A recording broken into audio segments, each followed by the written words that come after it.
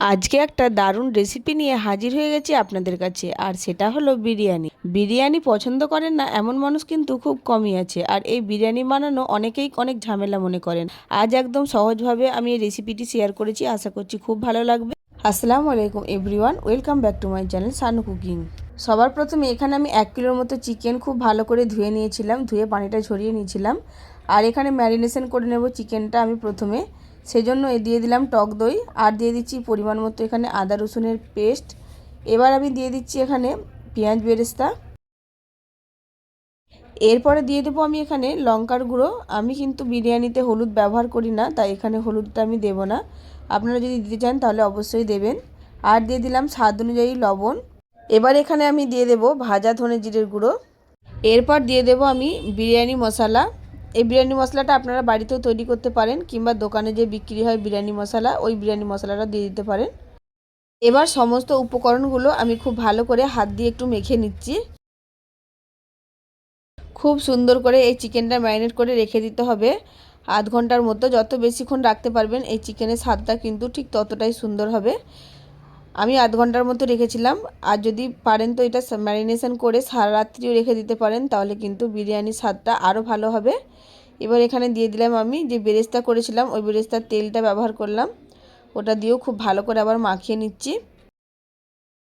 সম্পূর্ণভাবে আমার এই চিকেনটা মাখানো হয়ে গেছে। এবার এটা আমি সাইডে রেখে দেবো ঢাকা দিয়ে আধ ঘন্টার মতো। এবার আলু ছাড়া কিন্তু বিরিয়ানিটা অসম্পূর্ণ, তাই এখানে বড় বড় করে আলুর পিসটা আমি করে নিয়েছি। বিরিয়ানিতে কিন্তু দেখবেন বড় বড় করে আলু দিলেই দেখতে ভালো লাগে, খেতেও ভালো লাগে। আর এখানে পেঁয়াজকে আমি স্লাইস করে কেটে নিয়েছি, এটা বেরেস্তা করার জন্য। এবার তেলটা খুব ভালো করে গরম হয়ে গেলে কিন্তু এখানে আমি আলুটা দিয়ে দেব। আলুটাতে আমি একটু ফুড কালার ব্যবহার করেছিলাম আর লবণ দিয়ে খুব ভালো করে মাখিয়ে নিয়েছিলাম আগেই। দিয়ে ঢাকনা দিয়ে ঢেকে ঢেকে কিন্তু আমি আলুটা খুব ভালো করে ভেজে তুলে নেব। তেলের মধ্যে কিন্তু আলুটা খুব ভালোভাবে সফট হয়ে গেছে। আলুর কোয়ালিটি যদি ভালো থাকে তাহলে কিন্তু তেলেতে আলুটা খুব ভালোভাবে ভাজা হয়ে যাবে। আর যদি খুব বেশি দেরি হয় তাহলে আলুটা একটু সেদ্ধ করে নেবেন। সেদ্ধ করে নিয়ে তেলে ভেজে নিলেই কিন্তু আলুটা খুব ভালোভাবে ভাজা হয়ে যাবে। এবার আলুটা খুব ভালো করে ভাজা হয়ে গেছে। এবার পেঁয়াজটা আমি বেরেস্তা করে নিচ্ছি। পেঁয়াজটা একটু বেশি লাল হয়ে গেছে, একটু কম লাল হলে ভালো হতো, তবে এতে কোনো অসুবিধা নেই। পেঁয়াজটা এবার আমি খুব ভালো করে তেল থেকে তুলে নিচ্ছি। এবার এখানে পেঁয়াজ বেরেস্তার তেলটা আমি একটু তুলে রাখবো, আর ওই তেলের মধ্যেই চিকেনটা রান্না করব। তাহলে কিন্তু চিকেনের যে টেস্টটা এটা কিন্তু দারুণ হবে। আর বিরিয়ানির মেন কিন্তু চিকেন রান্নাটা যদি খুব ভালো করে হয় বিরিয়ানিটা খুব সুন্দর খেতেও লাগে। এবার ওই তেলের মধ্যে আমি চিকেনটা দিয়ে দিচ্ছি। আর চিকেনটা দেওয়ার পর ঢাকনা দিয়ে ঢেকে খুব ভালো করে নেড়েচেড়ে কষিয়ে নিতে হবে। এখানে আর কোনো কিছু উপকরণই লাগবে না, ম্যারিনেশনের মধ্যে কিন্তু সমস্ত মশলা এখানে দেওয়া আছে। সেই কারণে ঢাকনা দিয়ে ঢেকে ঢেকে খুব ভালো করে চিকেনটা আমি রান্না করে নেব। আর চিকেন রান্নাটা পুরো প্রসেসটা আমি কিন্তু আর দেখালাম না, তাহলে কিন্তু ভিডিওটা অনেকটাই বড় হয়ে যাবে। তেলের মধ্যে দিয়ে ঢাকনা দিয়ে ঢেকে ঢেকে খুব ভালো করে চিকেনটা কষিয়ে নিলেই কিন্তু চিকেন রান্না কমপ্লিট হয়ে যাবে। এই দেখুন চিকেন রান্না সম্পূর্ণভাবে কমপ্লিট হয়ে গেছে। এবার চলুন ভাতটা রান্না করে নিই।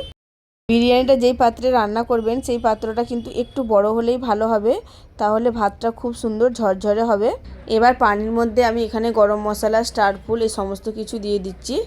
আপনাদের কাছে যদি জয়িত্রী থাকে তাহলে জয়িত্রীটা দিয়ে দেবেন। আমার কাছে যেই সমস্ত মশলাগুলো ছিল বাড়িতে অ্যাভেলেবেল সেগুলোই দিয়ে দিলাম। আর এখানে আছে তেজপাতাটাও দিয়ে দিলাম। এরপর বিরিয়ানির ভাতটা যাতে ঝরঝরে হয় সেই কারণে এখানে আমি দিয়ে দেব রিফাইন তেল। পানির মধ্যে রিফাইন তেলটা দিয়ে দিলে কিন্তু ভাতটা একটার সঙ্গে একটা লেগে থাকবে না, আর ভাতটা খুব সুন্দর ঝরঝরে তৈরি হবে। আর এখানে আমি দিয়ে দিচ্ছি লেবুর রস। লেবুর রস যদি না দেন তাহলে ভিনিগার দিলেও হবে, তাহলে ভাতের কালারটা একদম সাদা ধবধবে হবে। আমি এখানে একটা গোটা লেবুর রস এখানে দিয়ে দিলাম। আর দিয়ে দিচ্ছি স্বাদ অনুযায়ী লবণ। লবণটা যে যেরকম রান্না করবেন ভাত ঠিক সেই অনুযায়ী এখানে লবণটা দিয়ে দেবেন। দিয়ে এবার খুব ভালো করে পানিটা কিন্তু ফুটে আসলে আমি যে আগে থেকে ভিজিয়ে রেখেছিলাম বিরিয়ানির চাল, ওই চালটা আমি দিয়ে দেব। বিরিয়ানির চালটা আমি আধ ঘন্টা আগে ভিজিয়ে রেখেছিলাম, এই দেখুন। এবার আমি পানির মধ্যে দিয়ে দিচ্ছি। আর বিরিয়ানির চালটা যদি আগে থেকে ভিজিয়ে রাখেন ভাতগুলো কিন্তু লম্বা লম্বা হবে, ভেঙে যাবে না, সেই কারণে আগে থেকে চালটা ভিজিয়ে রেখে দিয়েছিলাম। এবার এই দেখুন ভাতটা কিন্তু এখানে 80%-এর মতো হয়ে গেছে। 80% যখন এই ভাতটা রান্না হয়ে যাবে তখন কিন্তু ভাতের মাঠটা ঝরিয়ে নিতে হবে। খুব বেশি যদি সেদ্ধ করে ফেলেন তাহলে কিন্তু চালগুলো ভেঙে যাবে। ভাতটা ঝরঝরে হবে না, আর ঝরঝরে না হলে কিন্তু বিরিয়ানিটা দেখতেও ভালো লাগবে না, খেতেও ভালো লাগবে না। পেঁয়াজ বেরেস্তার মধ্যে আমি এবার এখানে দিয়ে দিচ্ছি চিনির গুঁড়ো। চিনিটা গুঁড়ো করে দিলেই খুব ভালো হয়, যদি না গুঁড়ো করেন এমনি দিয়ে দিলেও হবে। এবার এখানে আমি কিছু কাজু বাদামকে থেতো করে নিয়েছিলাম, কাজু বাদামগুলোও দিয়ে দিলাম। আর কিছু কিশমিশকেও ভিজিয়ে রেখেছিলাম, কিশমিশটাও দিয়ে দিলাম। কাজু বাদামটা মুখে পড়লে আবার কেউ খেতে চায় না, সেই কারণে একটু গুঁড়ো করে দিয়েছি। এবার আবারও দিয়ে দিলাম অল্প করে একটু বিরিয়ানি মশলা, দিয়ে সমস্ত উপকরণগুলো পেঁয়াজ বেরেস্তার সঙ্গে আমি খুব ভালো করে মিশিয়ে নিচ্ছি। করে বারবার না দিতে হয়, একবার হাতে উঠালেই সমস্ত কিছু উপকরণ দেওয়া হয়ে যায়। এবার অল্প করে একটা প্লেটে আমি ভাত তুলে নিচ্ছি, আর অল্প করে ফুড কালার এখানে দিয়ে দিচ্ছি। ফুড কালার না দিলে কিন্তু বিরিয়ানিটা ঠিক বিরিয়ানি বিরিয়ানি লাগে না, তাই একদম সামান্য পরিমাণে ফুড কালার আমি ব্যবহার করছি। আপনারা যদি ফুড কালার না দিতে চান তাহলে কিন্তু এখানে কেশরও দিতে পারেন, দুধে ভিজিয়ে কেশরটা দিলেও হালকা করে কালার চলে আসবে, খেতেও টেস্ট লাগবে। আমি এখানে ফুড কালারই ব্যবহার করেছি।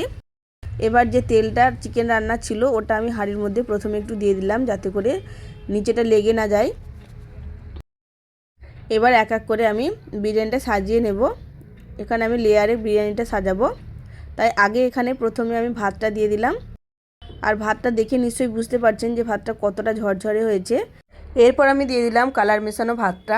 এবার দিয়ে দেব ভেজে রাখা আলু। আলুটা কিন্তু খুব সুন্দরভাবে সেদ্ধ হয়েছে বন্ধুরা। এরপর দিয়ে দেবো ওই পেঁয়াজ বেরেস্তাটা। পেঁয়াজ বেরেস্তার মধ্যে সমস্ত উপকরণ দেওয়া আছে, তাই একবার দেওয়াতে কিন্তু হয়ে যাচ্ছে। এরপর দেব আমি চিকেনটা। এইভাবে করে কিন্তু প্রত্যেকটা লেয়ার সাজিয়ে নিতে হবে। যে সকল বন্ধুরা এত দূর পর্যন্ত আমার এই ভিডিওটি দেখে এলেন তাদের সকলকে অসংখ্য ধন্যবাদ। প্লিজ এভাবে আমার পাশে থাকবেন, আমিও চেষ্টা করব আপনাদের পাশে থাকার। এইবার দেখুন আমি উপর থেকে দিয়ে দিচ্ছি মাওয়া। এই মাওয়া দিলে কিন্তু বিরিয়ানির টেস্ট আরও বেড়ে দ্বিগুণ হয়ে যায়। যদি অ্যাভেলেবেল থাকে হাতের কাছে তাহলে কিন্তু অবশ্যই এই মাওয়াটা দেওয়ার চেষ্টা করবেন। আর দিয়ে দিচ্ছি লিকুইড দুধ। দুধ না হলে কিন্তু বিরিয়ানিটা একদম অসম্পূর্ণই লাগে। এরপর দিয়ে দিলাম ঘি, আর উপর থেকে আবারও দিয়ে দিলাম ফুড কালার মেশানো ভাতটা। আর এখানে দিয়ে দিচ্ছি আমি ফ্লেভারের জন্য অল্প একটু মিঠা আতর। আর কিন্তু আমি এখানে কোনো কিছু ব্যবহার করব না, গোলাপ জল, কেওড়া জল, কারণ আমাদের বাড়িতে কেউ এত ফ্লেভার পছন্দ করে না বিরিয়ানিতে, তাই অল্প করে মিঠা আতরটা আমি ব্যবহার করেছি। আপনারা যদি চান কিন্তু ওগুলো সবই দিতে পারেন অল্প অল্প করে। এইবার এখানে বিরিয়ানিটা খুব ভালো করে আমি দমে দিয়ে দেব। প্রথমে 5 মিনিট হাই ফ্লেমে থাকবে, তারপরে 10 মিনিট মিডিয়াম ফ্লেমে, তারপরে লো ফ্লেমে রেখে দেবেন যতক্ষণ না ভাপটা উঠে। এই দেখুন এইভাবে যখন দেখবেন সম্পূর্ণভাবে ভাপটা উঠে আসছে তখনই বিরিয়ানির ঢাকনাটা খুলে দেবেন। খুলে দেখবেন কত সুন্দরভাবে ভাপটা উঠে গেছে, দেখে নিশ্চয়ই বুঝতে পারছেন। একদম সম্পূর্ণভাবে বিরিয়ানিটা কিন্তু আমার দমে দেওয়া হয়ে গেছে, আর দেখতে কত সুন্দর হয়েছে দেখে নিশ্চয়ই বুঝতে পারছেন। একদম কম মশলাওয়ালা বিরিয়ানি আমি এখানে তৈরি করেছি, যেটা বাড়ির সকলেই খেতে পারবেন। যে বিরিয়ানি পছন্দ করেন না তাকেও দেবেন, সেও কিন্তু খেয়ে নেবে। খুব সুন্দরভাবে বিরিয়ানিটা আমি তৈরি করেছি। যদি আপনাদের কাছে ভালো লেগে থাকে তাহলে অবশ্যই কিন্তু আমার ভিডিওটি লাইক, কমেন্ট, শেয়ার করে দেবেন। আর যদি কেউ আমার চ্যানেলে নতুন এসে থাকেন তাহলে আমার চ্যানেলটা সাবস্ক্রাইব করে আমার পাশে থাকবেন। পাশে থাকা বেল আইকনটা প্রেস করে দেবেন, যাতে করে নতুন কোনো ভিডিও ছাড়লে সবার আগে আপনার কাছে নোটিফিকেশান পৌঁছে যায়। আমি কিন্তু প্রতিনিয়ত এইরকম সহজ সহজ ভিডিও ছেড়ে থাকি, তাই অবশ্যই চ্যানেলটি সাবস্ক্রাইব করে আমার পাশে থাকতে পারেন। এই দেখুন বিরিয়ানিটা কতটা ঝরঝরে হয়েছে দেখে নিশ্চয়ই বুঝতে পারছেন।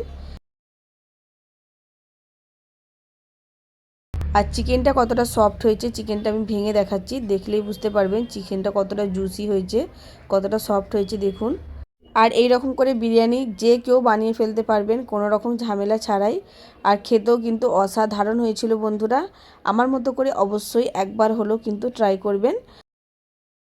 এখানে যে কোনো স্যালাডের সঙ্গে আপনারা পরিবেশন করতে পারেন। আমি এখানে দই শসা স্যালাড দিয়ে পরিবেশন করেছি। আর আলুটা দেখুন কতটা সফট হয়েছে, কতটা নরম হয়েছে, আলুটাও দেখে বুঝতে পারছেন। আজ তাহলে আসি, ফিরে আসবো নতুন একটা ভিডিও নিয়ে। ততক্ষণ সবাই ভালো থাকবেন, সুস্থ থাকবেন। আর কেমন লাগলো অবশ্যই কমেন্ট করে জানাবেন। আল্লাহ হাফিজ।